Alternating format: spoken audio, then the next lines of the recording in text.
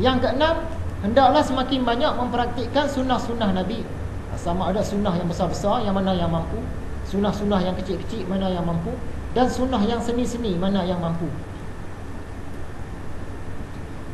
Ada sebahagian orang tu dia pakai baju, sesekali dia pakai baju yang tak berjahit hujung dia. Kenapa ni? Sebab Nabi Muhammad pernah pakai, jadi saya nak merasa juga pakai. Ini sunnah yang seni-seni. Bukan sentiasa dia pakai tak berjahit hujung. Ataupun pakai seluar separas betis. Orang kita sekarang pakai sampai bawah kan. Pergi pejabat pakai sampai bawah lah, takkan pergi pejabat pakai betis. Nanti orang kata dia ni apa ni macam tengok tempat lah kan. Sesekali dia pakai seluar separas betis. Sebab apa ni? Nabi Muhammad pernah pakai, jadi nak rasa pakai. Pakai putih semua. Kain pun putih, jubah pun putih, serban pun putih, kepiah pun putih. Ini sunnah Nabi Muhammad pernah buat. Itu sunnah yang seni-seni, tak apa boleh buat. Yang ketujuh, hendaklah selalu memasukkan ilmu-ilmu agama ke dalam diri. Ini kena usaha sendirilah. Baca buku ke, dengar ceramah ke, tonton kuliah ke, datang ke majlis-majlis ilmu ke, berguru ke, macam-macam boleh buat sekarang. Saya teringat tentang kitab Ihya. 4 tahun sudah saya beli kitab ni, 8 jilid, harga dia 170. Lepas tu sebulan 2 lepas tu pergi kedai tu, tengok-tengok dia tulis 240. Sekejap dia naik dia. Sekarang ni orang dari Kuala Lumpur, dia hubung dengan saya, dia tanya, perempuan, dia kata ada lagi tak sini ni? Kata kat sini ada lah kot. Dia cuba telefon, dia telefon tak ada dah. Rupanya tak keluar dah sini macam ni. Dia keluar hak yang besar, bukan 8 jilid, yang 4 jilid. 4 jilid tu saya semak baru-baru ni, pergi kedai tengok ni kot yang baru ni. Bila semak, tengok jilid yang pertama, jilid yang 3 lagi tak tengok lah, tengok yang pertama. Sama dalam ni, sama tulisan, cetakan pun sama, semua sama ni. Cuma dia ubah jadi 4 jilid. Maksud dia gabung, tidak ada 8, dia bagi 4 jilid. Tapi harga dia sama, benda dalam semua sama, 480. Dia naik begitu mendadak dalam masa 4 tahunnya, 170. Sekarang dia ubah cara menjilid tu 480. Punya mahal, 3 kali ganda harga dia. Lagi 4 tahun akan datang tak tahulah. Dia ubah pula sikit sebab dia ubah kulitnya. Sepatutnya yang ni lagi mahal, sebab bila 8 jilid, kulit keras dia ada 8, ni 4 lah, tapi 480. Mahal. Tapi isi dalam sama. Saya tengok dah jilid pertama tu kan, tengok sama. Kena masukkan ilmu-ilmu agama ke dalam diri. Yang ke-8, bila dah kita belajar ilmu hakikat ni, kenalah selalu berdakwah kepada orang. Yang ke-9, hendaklah selalu praktis memandang tauhidul af'al. Kita tengok ayam mematuk tu, kita dari segi syariatnya ayam ni lah yang mematuk. Dari segi hakikatnya ayam ni tak ada kuasa mematuk. Kuasa mematuk tu Allah saja yang ada. Jadi dari segi shortcut bahasa sufi dia, Allah yang mematuk. Tapi kita tak kata Allah ayam. Tu kena faham. Kita tengok pula ayam tu berjalan. Dari segi syariat ayam tu lah yang berjalan.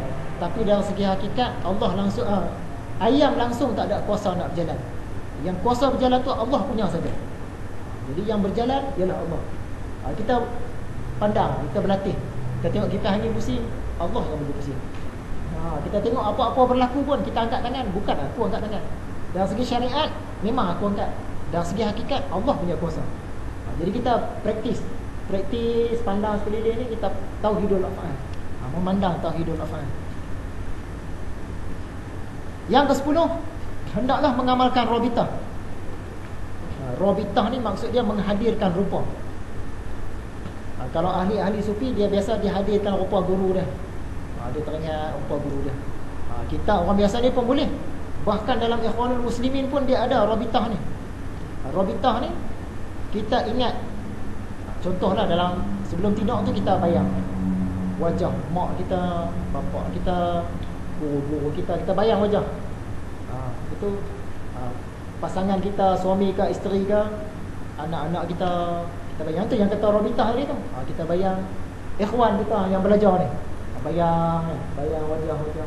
Rabitah ni dia mempertautkan roh tadi.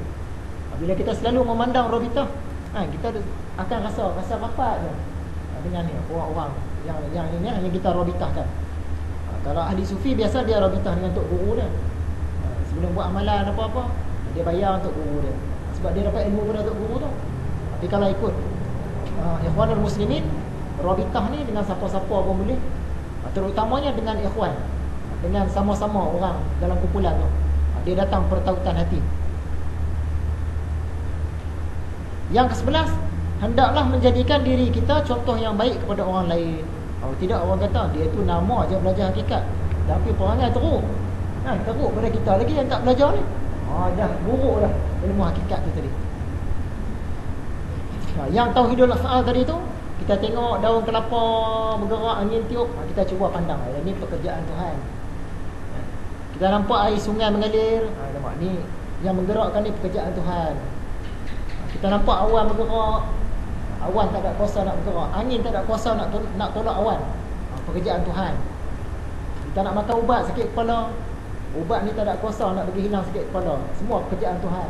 Kita saja-saja berlatih tauhidul af'al, lama kelamaan dia akan jadi mantap. Kemudian kata Imam Ghazali, percaya ataupun beriman kepada Allah saja tak cukup dengan la ilaha illallah, tapi mestilah diiringi dengan percaya dan beriman kepada Nabi Muhammad. Kena dua-dua sekali. Dengan Allah pun kena, dengan Nabi Muhammad pun kena. Antara tuntutan beriman dengan baginda ialah mempercayai segala khabar yang baginda katakan. Apa saja yang Nabi Muhammad cakap, confirm betul. Tak boleh nak agak-agak betul kan?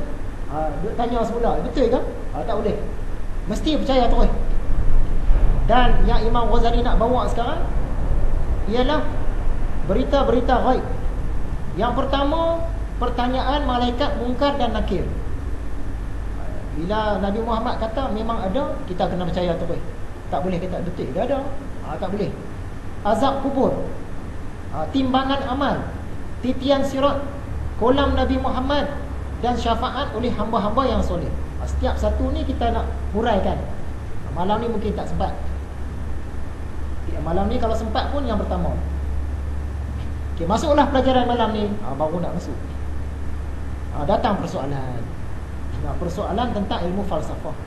Kalau tuan-tuan masih ingat, dulu kita ada bicara panjang tentang ilmu falsafah ni. Dan rakaman ni pun masih ada di internet sana. Panjang kita cerita. Hari ni kita cerita secara ringkasnya, nak faham kedudukan ilmu falsafah. Kenapa Imam Ghazali ni digelar Hujatul Islam? Sebab dia mengalahkan hujah-hujah ahli falsafah dan hujah-hujah ahli kebatinan. Yang tu yang asalnya. Tapi kemudiannya orang iktiraf dia sebagai Hujatul Islam sebab ilmu dia luas. Tapi asalnya tu sebab dia berjaya mengalahkan hujah-hujah kaum falsafah dan kaum kebatinan. Jadi dikatakan Imam Ghazali pernah cakap, dia seberang lautan fiqh, dia sampai ke seberang. Maksud dia, segala hal ehwal fiqh tu dia kuasai lah. Dia sampai ke seberang. Dia selam lautan tauhid, dia sampai seberang. Dia seberang lautan falsafah, sampai ke seberang. Tapi bila dia seberang lautan tasawuf, dia tenggelam. Sebab lautan tasawuf ni tak ada penghujung. Dia tenggelam. Jadi persoalannya, kita selalu cakap ada 3 tungku agama. Tiga tungku ni mesti ada, tak boleh tak ada salah satu. Seumpama tungku kawah masa kenduri kahwin, kalau tak ada satu, kawah tak boleh letak, mesti ada 3, iaitu tauhid, fiqh dan tasawuf. Jadi di manakah kedudukan ilmu falsafah? Tauhid kita terima, fiqh kita terima, tasawuf kita terima, falsafah kita tak letak sekali. Kenapa falsafah ni tak dijadikan juga salah satu tungku agama?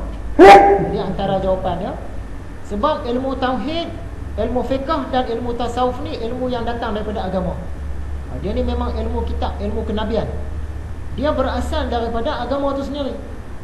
Ketiga-tiganya iaitu tauhid, fiqh dan tasawuf bertaraf fardu ain. Maksud dia semua orang mesti kena tahu. Tak cukup dengan orang lain tahu, kita tak tahu, tak boleh. Kita mesti tahu ketiga-tiga ilmu ni, tauhid, fiqh, tasawuf. Sebab ketiga-tiganya fardu ain, bukan fardu kifayah. Ketiga-tiganya bertaraf ilmu syariah. Sedangkan ilmu falsafah tadi dia datang daripada pemikiran. Dia bukan ilmu syariah, dia bukan ilmu yang datang daripada Nabi. Dan dia tidak bertaraf fardu ain. Sebab itu ilmu falsafah ni tak dimasukkan sekali sebagai salah satu tumpu agama. Tauhid, fiqh, tasawuf saja. Bagaimana pandangan Imam Ghazali terhadap ilmu falsafah? Mula-mula kita tengok pandangan Imam Al-Ghazali tentang tauhid, fiqh, tasawuf. Dia terima tiga-tiga. Dia tak tolak sikit pun. Tiga-tiga dia terima. Tapi dalam ilmu falsafah, macam yang kita selalu sebutlah, dia menolak apa yang salah dan dia tolak apa yang lemah, apa yang melemahkan daripada ilmu falsafah. Tapi dia terima apa sahaja yang baik daripada ilmu falsafah itu. Ilmu falsafah ni luas, banyak juzuk-juzuk di dalam dia. Mana yang betul, Imam Ghazali kata betul. Tapi mana yang salah, dia tolak. Mana yang melemahkan, dia tolak. Maksud dia terima semua pun tak, dia tolak semua pun tak. Dia pilih-pilih.